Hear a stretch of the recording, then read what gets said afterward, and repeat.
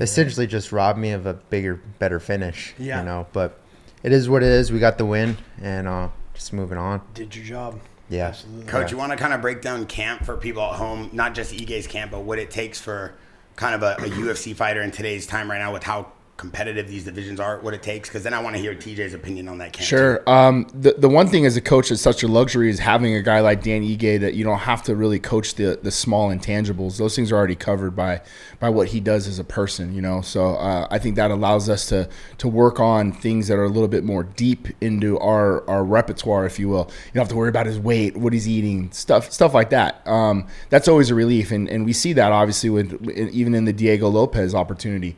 When you have a guy like Dan who's constantly in the gym, constantly training, when a crazy opportunity like that arises, you feel comfortable with your athlete going out there to do that. So this particular camp was different in a lot of ways, I think, because of the height, you know. So we were fortunate to have Sadabu C and Brian Battle. So Dan's sparring welterweights this whole camp, you know. But it wasn't much about the size. These guys were great teammates, but it was about getting through the length.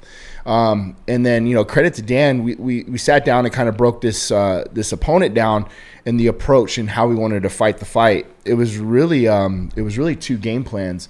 It was the footwork on the outside and how to attack the shoulders rather than straight line linear where this guy was going to be long.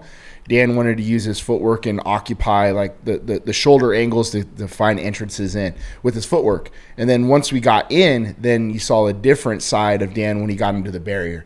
So when we can trap him to the barrier, we knew that we can exploit the offense. And I think that's what we talked about the most is let the offense get downhill when you get them in the corridors or the corner posts.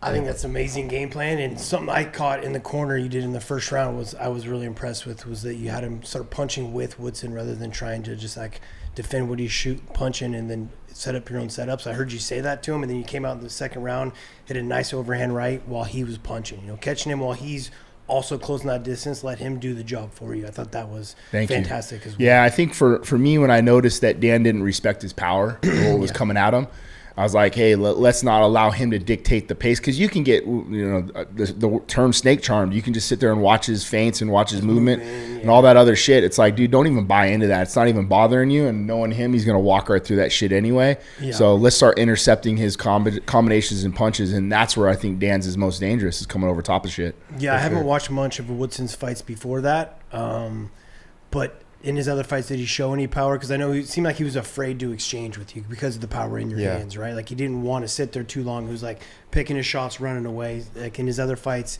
is it the same kind of technique? Yep, a lot of it.